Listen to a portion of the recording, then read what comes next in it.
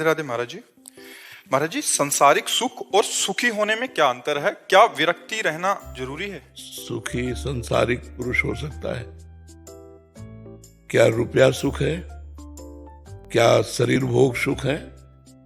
क्या मान प्रतिष्ठा सुख है? यदि है तो शरीर छूटने के बाद क्या आपके साथ जाएगा?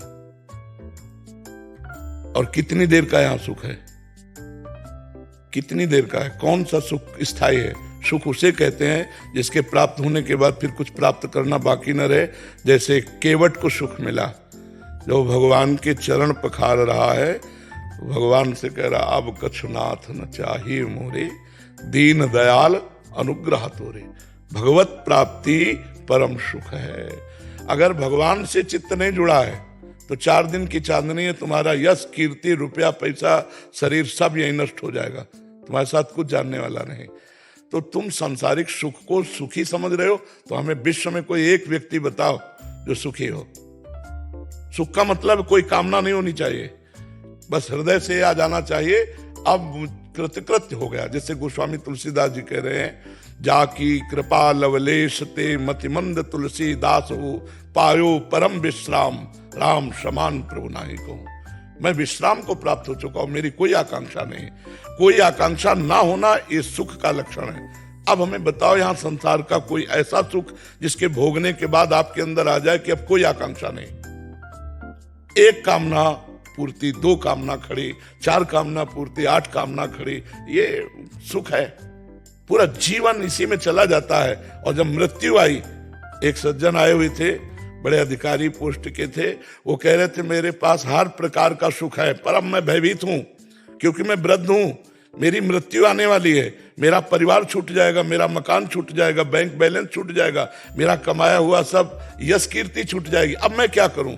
तो इसी के लिए तो अध्यात्म है कि अंतिम यात्रा के लिए यहाँ की एक भी पैसे, हम कई बार बता चुके, ये शरीर रूपी वस्त्र भी उतार दिया जाएगा, यहां से 1 पैसे नहीं ले जा सकते, यहां से 1 भी वस्तु नहीं ले जा सकते। अब बोलो, ऐसे देश में पूरा जीवन कमाने में लगा दिया मृत्यु लोक में, और यहां से जब जाओगे आपके पास क्या है?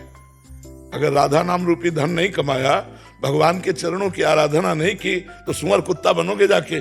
अभी चाहे जिस पद में हो, चाहे जितना वैभव हो, इसके बाद नाली के कीड़ा बनोगे जाके। तुम्हारे ऊपर है कोई पुण्य है, तुम्हारे पास कोई बल है तपस्या का, कोई है नाम जप का बल, तो इस सुख का क्या सुख? स्वप्न में हम राजा बने, जगे तो भिखारी बने, तो क्या वो राजापना? राजापना वो तो जो स्थायी रह सके, तीनों कालों में रह सके, वो है भगवान का नाम, भगवान के चरणारविंद। तो बच्चा, तुम किसे सुख समझते हो? बोलो बच्चा, किसे आप सुख मानते हैं? वो हम आपको दिखाएं कि उसके पास है, लेकिन वो सुखी नहीं है। आप बताइए, अंतिम फाइनल में देखा जाता है। बुद्धिमान वो है जो अगले कदम को देखता है। पीछे कदम का चिंतन करना मूर्खता है, अगले कदम का चिंतन करो। अगला कदम, तुम्हारी आयु बीतती चली जा रही, जैसे अंजुली के जल को कितना भी आप संभाल के रखो, वो निकल ही जाएगा। जैसे पत्ते में लटका हुआ बूंद, वो गिर ही जाएगा। जैसे पानी का बुलबुला फूट ही जाएगा, ऐसे तुम्हारी आयु नष्ट ही हो जाएगी। फिर हमारे जीवन का क्या होगा? हमारा जीवन केवल इतना थोड़ी 70 वर्ष 80 वर्ष, हम तो अविनाशी हैं। हमारे कर्म हमको फिर अन्य योनियों में ले जाएंगे। और आए थे सुधारने मनुष्य योनि में कर्म, और वो सुधारा नहीं, फिर लाभ क्या मिला? बोलो बच्चा। मैं पढ़ाई करती हूँ, मैं काफी अशांत हो जाती हूँ, मुझे समझ नहीं आता कि मैं ये शांति कैसे लेके आऊँ। बच्चा, अगर हमारी बात मान लो, पढ़ने के साथ साथ जो आपका टाइम पढ़ने से अलग है, अगर उसमें राधा राधा जपो, अगर आपको लाभ न मिले तो मुझे बताना। और एक प्रार्थना है, इस समय जो चल पड़ी गंदगी, ये girlfriend boyfriend live in relation, अगर इससे बच जाओ और नाम जब शेष समय में करो, अगर आप महान न बनने लगो तो मुझे बताना। गंदे बात नहीं देखनी, गंदी बात नहीं सुननी, गंदी बात नहीं करनी, और नाम जब करो, पढ़ाई में लगो। हमारे भारत में राष्ट्रपति है, किसी की बेटी ही तो है ना।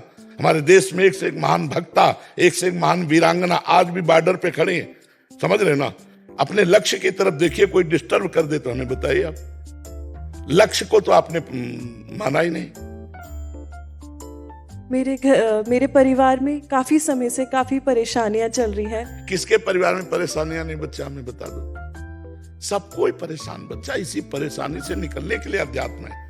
हर वो कार्य जो शास्त्र के विरोधी है उसका त्याग और शास्त्र सम्मत कार्य, तो आनंद रहता है बच्चा। अध्यात्म एक आनंद प्रदान करने वाली वस्तु है। आप समझो, आप रो क्यों रहे? पर समस्या सबके जीवन में, समस्याओं से हमें लड़ना होगा बच्चा। हमको रोना नहीं है, हमको समस्याओं को रुलाना है। हम कई बार कहते हैं, किडनी बेचारी कहती होगी कि बुरी जगह फंस गई है, माँ के बुरी जगह फेल हो गई। अगर हम अभी स्वीकार कर ले कि मैं बीमार हूं तो अभी मैं परेशान हो जाऊं, मैं बिल्कुल स्वीकार नहीं करता। भागवतिक शक्ति कितनी है तुम अनुमान नहीं लगा सकते। हम कई बार कहा है, हर समस्या का समाधान भागवतिक शक्ति है और उससे आप लोग वंचित हैं। इसलिए आप, कोई डिप्रेशन में जा रहा है, कोई सुनना चाहता है, छोटे छोटे बच्चे गंदी गंदी बातों में बहते चले जा रहे हैं। कैसी बात करती हो? ब्रह्मचर्य, संयम, नियम, अपार सामर्थ्य। कह दो आप बाबा जी हो, आप तो ब्रह्मचर्य रह सकते हो, तो गृहस्थी में संयम से रहा जा सकता है। जब तक गृहस्थी ना स्वीकार करो तब तक तो ब्रह्मचर्य रहो, फिर आप देखो अपने जीवन को कैसा प्रकाशित होता है। तो मेरी प्रार्थना है बच्चा, राधा नाम जप करो, अपनी पढ़ाई को भगवान की पूजा समझो। जो समस्या तुमसे समाधान ना हो रहा हो, एकाग्र होकर भगवान से प्रार्थना करो। भगवान ऐसा नहीं है कि वो कहीं दूर है, आपके अंदर ही है। ऐसा ज्ञान दे देंगे तुरंत समस्या का समाधान हो जाएगा। विश्वास कीजिए, हम आपसे हृदय की बात कहते हैं। भगवान का टेलीफोन नंबर है, हम बताएं नंबर, आर्त, जैसे रो रही हो ना, ऐसे एकांत होकर आर्त होकर पुकारना। जो ही द्रौपदी ने देखा कोई सहारा नहीं, आर्त होकर पुकारा तो इतना वस्त्र बढ़ गया, वस्त्रावतार भगवान का हो गया कि दुशासन हार गया और बाजू से वस्त्र नहीं हटा पाया। वो भगवान द्रौपदी के लिए नहीं है, हमारे लिए भी है। हम भगवान को पुकारते नहीं हैं, हम अंदर से भगवान से अपना लगाव नहीं रखते हैं, इसलिए हमारी दुर्दशा होती चली जा रही है, हम बहते चले जा रहे हैं। कोई सुखी नहीं बच्चा भगवान के आश्रय के बिना आनंद की अनुभूति नहीं हो सकती। इसलिए नाम जप करो, अच्छे बच्चे बनो और भगवान से प्रार्थना करो। हर समस्या का समाधान भगवान के पास है और वो आपके अंदर दे देंगे बुद्धि में। हर चीज बाहर की समस्या का हल हो जाएगा या उसका आंतरिक निवारण मिल जाएगा? बच्चा, जब भगवान से हम प्रार्थना करेंगे तो दोनों में सामर्थ्य है। समस्या का भी समाधान कर देंगे और ज्ञान के द्वारा भी समाधान कर देंगे। दोनों प्रकार से समाधान हो सकता है, ज्ञान के द्वारा भी और समस्या को हटा करके भी समाधान हो सकता है। दीक्षा सिंह जी सुल्तानपुर से। महाराज जी, आपके चरणों में कोटि कोटि प्रणाम। गुरुदेव भगवान, इष्ट के प्रति अनन्यता का भाव कब और कैसे आता है? गुरुदेव भगवान, अपने गुरु और इष्ट के प्रति मन वचन कर्म से कैसे समर्पित हुआ जाता है?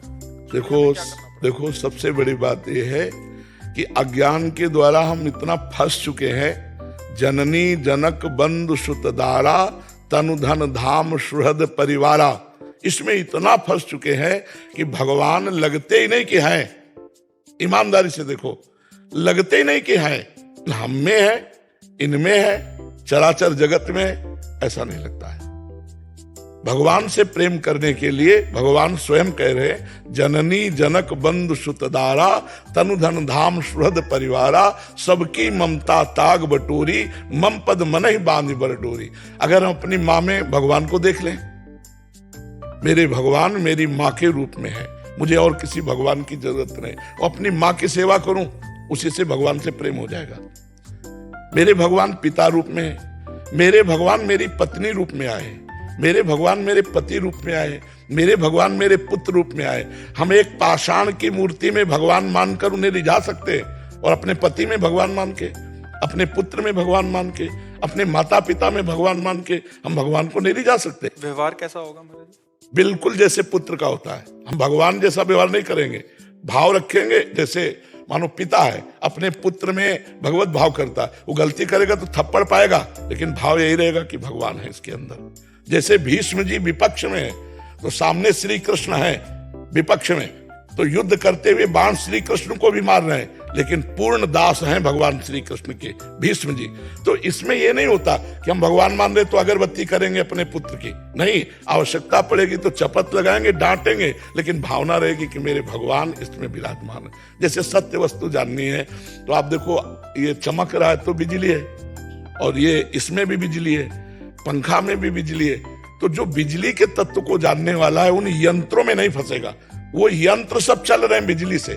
ऐसे ही चाहे कोई भी चराचर जीव हो, अगर उसमें चैतन्यता है, उसमें पावर है, तो भगवान है। पर जी बात तो समझ आ रही है, बेटी आंतरिक धारण क्यों नहीं हो? मलिनता, वासनाएं, पाप, अज्ञान, इसी की निवृत्ति के लिए तुम कहते राधा राधा रटो, राधा राधा जपो, फिर देखो आपको भगवान से प्रेम होता है कि नहीं। नाम जप सब विपत्तियों का नाश कर, हरि स्मृति सर्व विपद विमोक्षणा। जितना नाम जप करोगे उतने संसार का राग मिटता चले। यहां प्यार कौन कर रहा है?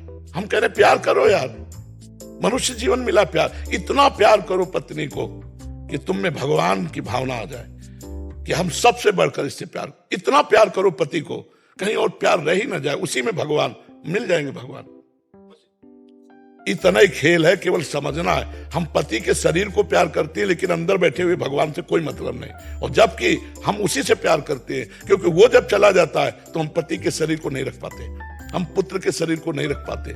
ये अगर जागृत में ज्ञान हो जाए तो और कोई आराधना करने की जरूरत नहीं है, वो उसी आराधना से भगवान को प्राप्त। जैसे उदाहरण, महाराष्ट्र में अपने माता पिता को भगवान मान करके पुंडरीक जी सेवा कर रहे थे। वर्षों सेवा की, इतनी सेवा की कि स्वयं भगवान द्वारिकाधीश आए और कहा मेरे दर्शन कर लो। बोले कौन हो? बोले भगवान है। तो एक ईंट दे दी और कहा खड़े रहो, माता पिता की सेवा हो जाए फिर हम आपको देखेंगे। वही आज भी खड़े हैं महाराष्ट्र में, जो विट्ठल भगवान है ईंट पे आज भी खड़े हैं। पति को भगवान माना सत्यवान जी को, और उनकी आयु 1 वर्ष थी। देवर्षि नारद जी ने सावित्री जी से कहा गलत जगह तुमने संबंध बनाया, तुम्हारा पति सत्यवान 1 साल में मर जाएगा। बोले जिसे मैंने पति वरण किया 1 साल तो बहुत होता है, अगर हम 1 दिन भी उनके साथ गुजारेंगे तो मान लेंगे मेरी जिंदगी सफल हुई। वो पतिव्रता थी, अपने पति में भगवान का दर्शन करती थी। इस भावना में उनके इतनी सामर्थ्य आ गई, रोज तारीख नोट करती थी जब से ब्याह हुआ था। और जब 1 वर्ष पूरा होने को हुआ तो पति से कहा आज तक हमने कभी कुछ मांगा नहीं, आज मांगती हूं आपसे। क्या? वो लकड़ी काट करके बेचकर अपने परिवार का पोषण। बोले आज लकड़ी लेने मैं साथ चलूंगी। सत्यवान ने कहा कोई मांग है आपकी, चलो हमारे साथ। गई। वो एक एक क्षण गिन रही थी। सत्यवान का सर दर्द हुआ, उनका सावित्री सर दर्द। बोले भगवान नीचे आ जाइए, अपनी गोद में लिटा लिया और सिंहनी की तरह बैठ गई कि देखते हैं कौन मेरे पति को ले जाएगा। तो देखा भैंसे पर सवार यमराज जी आए। यमराज जी ने पास के द्वारा सत्यवान के सूक्ष्म शरीर को खींचा। सावित्री जी ने कहा महाराज ये मेरे पति हैं और स्त्री का सुहाग ही सब कुछ होता है, अगर आप इसको ले जा रहे हैं तो मेरे को भी ले चलिए। तो उनका नहीं, तुम्हारी आयु अभी पूर्ण नहीं हुई। तो उनका महाराज आपकी सामर्थ्य नहीं कि मेरे पति को ले जाए। उनका अभी बच्चे हो, तुम ऐसी बातें नहीं करते, अगर तुम हमसे बात कर पा रहे तो केवल पातिव्रत धर्म के कारण। वो लेके चल दिए तो सावित्री जी पीछे चल पड़ी। उन्होंने कहा तुम्हारे पातिव्रत धर्म से मैं बहुत प्रसन्न हूं, तुम क्या चाहती हो? तो उनका हमारे जो सास ससुर हैं वंदे, उनका राज्य छिन गया है, गरीबी से गुजारा कर उनका राज्य मिल जाए, उनके नेत्र जागृत हो जाए, तथास्तु। फिर पीछे चले तो देखा सावित्री जी आ रही। उनका पीछे क्यों आ रही? बोले जहां पति वहीं पतिव्रता का स्थान होता है। आप ऐसा कैसे भूल गए कि हमारे पति को ले जाएंगे और मुझे छोड़? बोले एक वरदान और मांग लो। तो बोले जो मेरे माता पिता है, अर्थात मेरे कोई भाई नहीं है, उनके पुत्र हो जाए। बोले तथास्तु। फिर पीछे चल पड़े। उन धर्मराज ने कहा आखिरकार आप क्या चाहती हैं? सत्यवान के सिवा और कुछ मांग लो और वापस हो जाओ, आखिरी वरदान। तो उनका भगवान मेरे एक पुत्र हो जाए। बोले तथास्तु।